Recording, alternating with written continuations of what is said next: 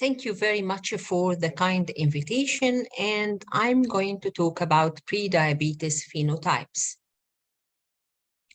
The term prediabetes characterizes a state in which glucose levels do not meet the criteria for diagnosis of diabetes, but they are above the accepted normal range.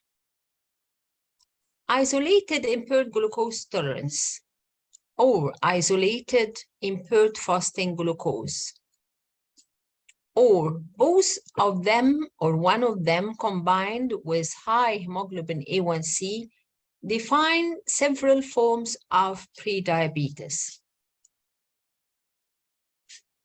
As defined by the American Diabetes Association, prediabetes affects more than 84 million US citizens and more than 1 billion people worldwide, creating a huge socioeconomic and psychological impact.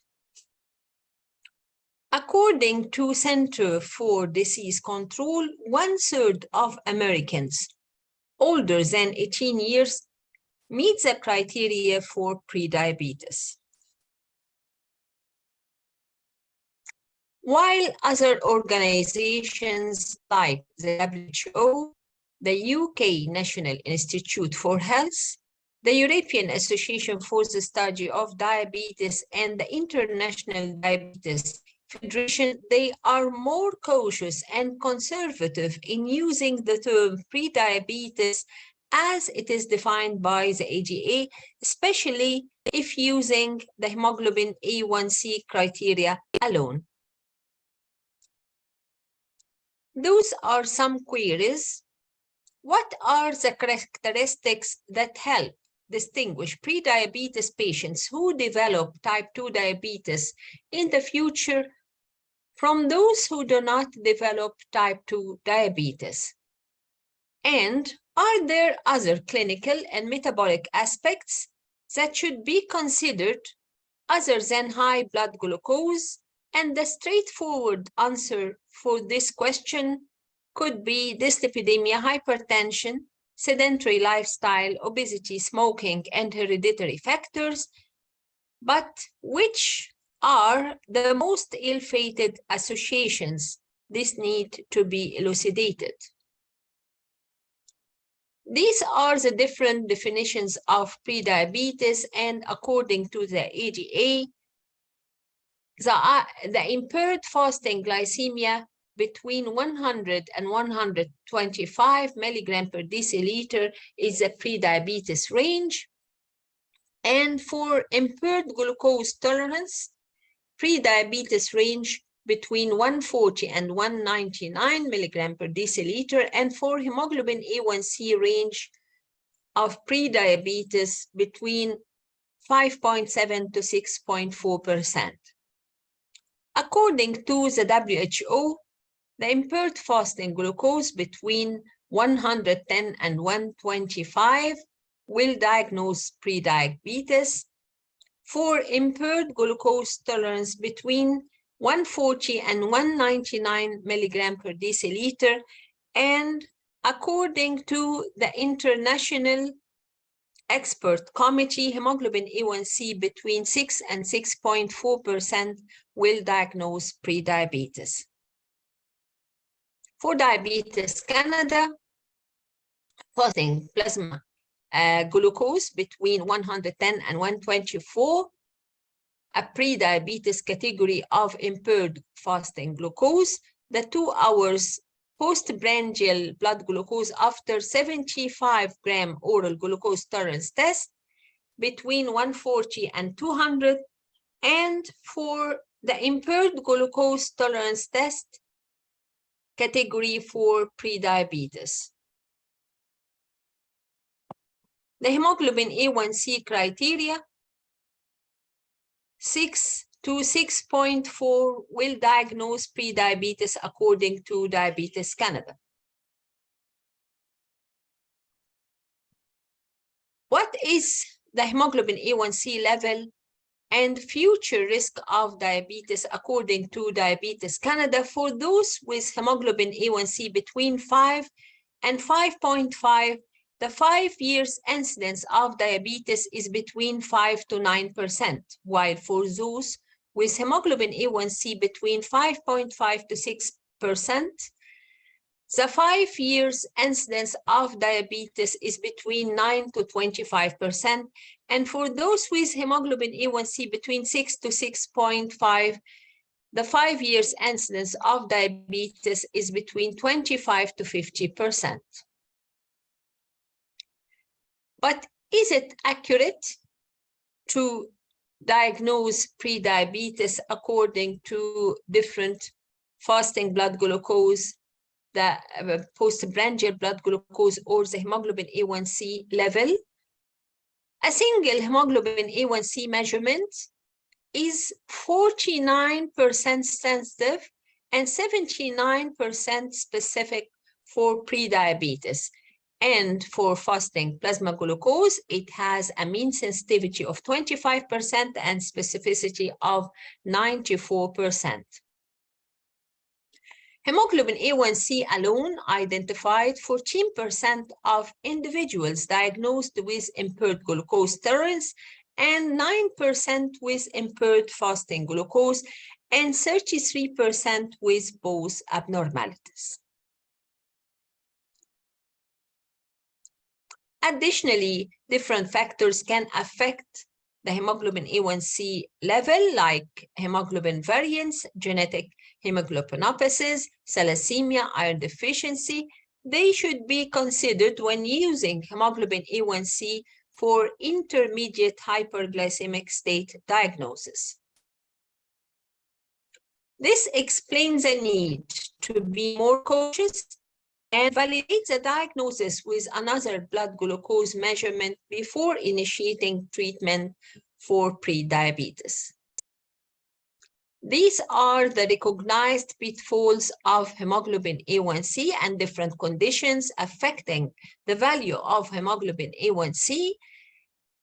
And for erythrobiosis, we can find increased hemoglobin A1C in cases of B12 deficiency, iron deficiency, decreased erythropoiesis, and we can find decreased hemoglobin A1C with the use of erythrobiotin, with the use of iron or B12, which is commonly used with diabetes, reticulocytosis, or chronic liver disease. And for altered hemoglobin in fetal hemoglobin or hemoglobinopathies or methemoglobin, we can find variable change in hemoglobin A1C. There is altered glycation, increasing hemoglobin A1C level in case of chronic renal failure, and will lead to decreased hemoglobin A1C with the use of acetyl salicylic acid, vitamin C, vitamin E, and in some hemoglobinopathies.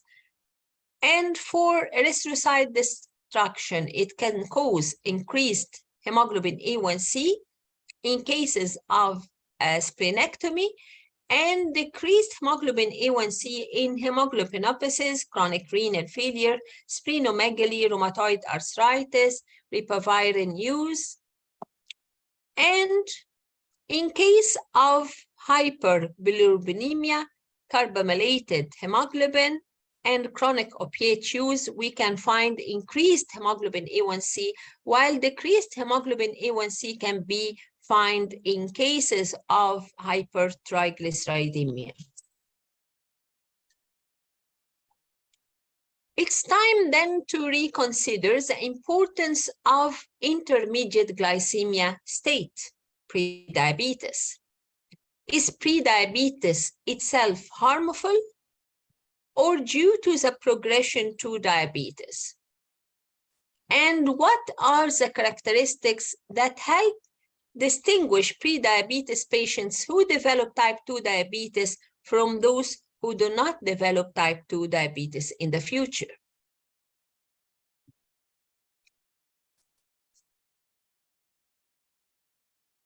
And Are there other clinical and metabolic aspects that should be considered other than the blood glucose level? Yes, the straightforward answer should be dyslipidemia, hypertension, sedentary lifestyle, obesity and smoking, and hereditary factors. The risk of developing diabetes does not depend on the intermediate glycemic status, but it's also dependent on age, sex, body mass index, genetic factors, environmental factors, or ethnic characteristics. Accumulation of risk factors will increase the risk of prediabetes, not the prediabetes status itself. Epidemiological studies place prediabetes as a strong predictor of cardiovascular disease. However, there is good news. Diet, exercise, and weight loss can prevent type 2 diabetes.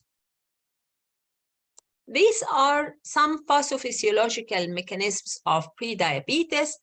For isolated impaired glucose tolerance, it is usually associated with obesity and insulin resistance. While in impaired fasting glucose, the primary abnormality is beta cell dysfunction with impaired insulin secretion. There is associations of prediabetes with other risk factors, which is called a cluster of bad omen. The metabolic syndrome doubles the risk of atherosclerotic cardiovascular disease and increases the risk of progression to diabetes 4 to 5 times. And the risk of all-cause mortality is also multiplied 1.5 times in the presence of metabolic syndrome. Mechanisms other than hyperglycemia that coexist are interdependent. They are involved in the onset and progression of diabetes and its complications, especially cardiovascular disease.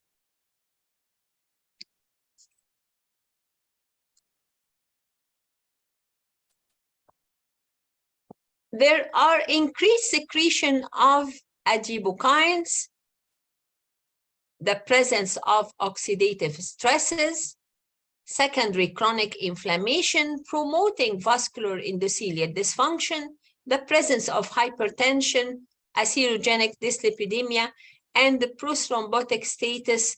They all contribute to the development of cardiovascular disease, even in the absence of progression to full-blown picture of diabetes. This is association of prediabetes with other risk factors, which is the cluster of bad omen. Prediabetes is associated with obesity, inflammation, insulin resistance, certain genetic factors, and age above 45 with dyslipidemia and hypertension. These are cluster of risk factors.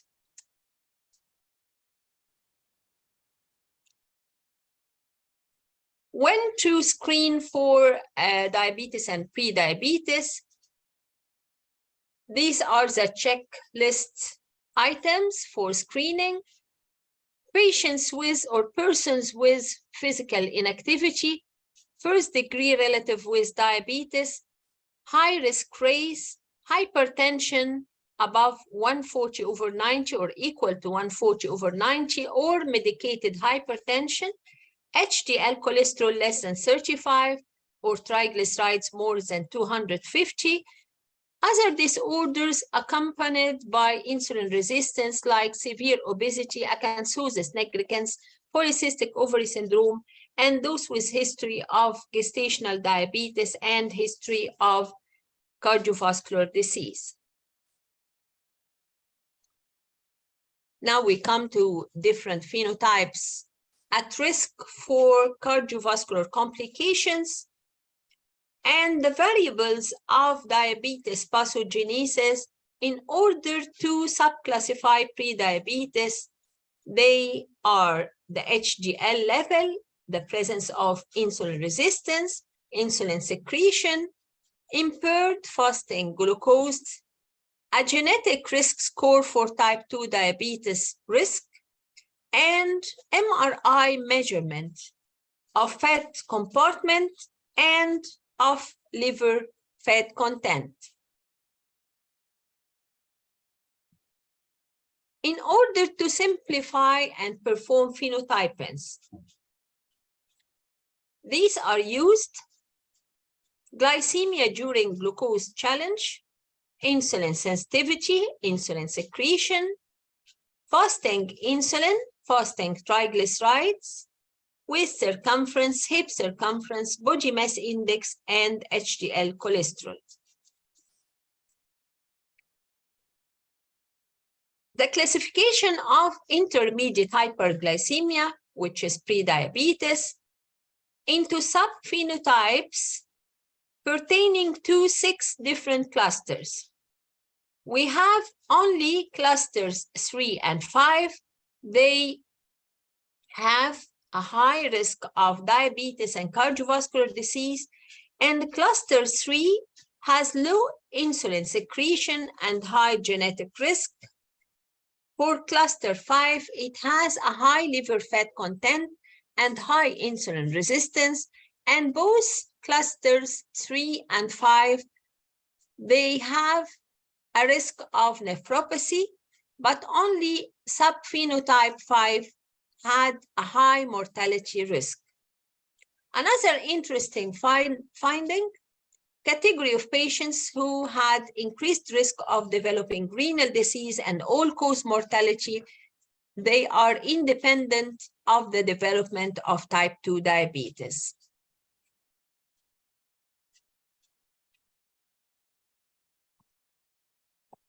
How to check for prediabetes? General population screening above the age of 45, especially for obese persons, and those with high risk for prediabetes. We check for hypertension, dyslipidemia, history of cardiovascular disease, and maybe a first-degree relative with diabetes. And cluster 3 and cluster 5, they have high risk for diabetes and high risk for atherosclerotic cardiovascular disease.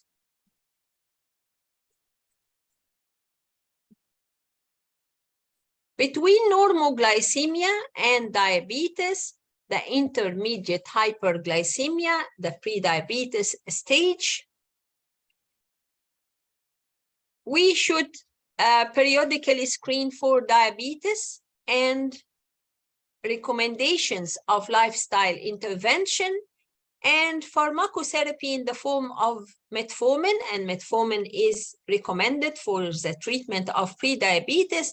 Other medications may be used, and it have been used in different trials like TZDs, GLP-1 receptor agonist, DPP-4 inhibitors, and alpha-glucosidase inhibitors.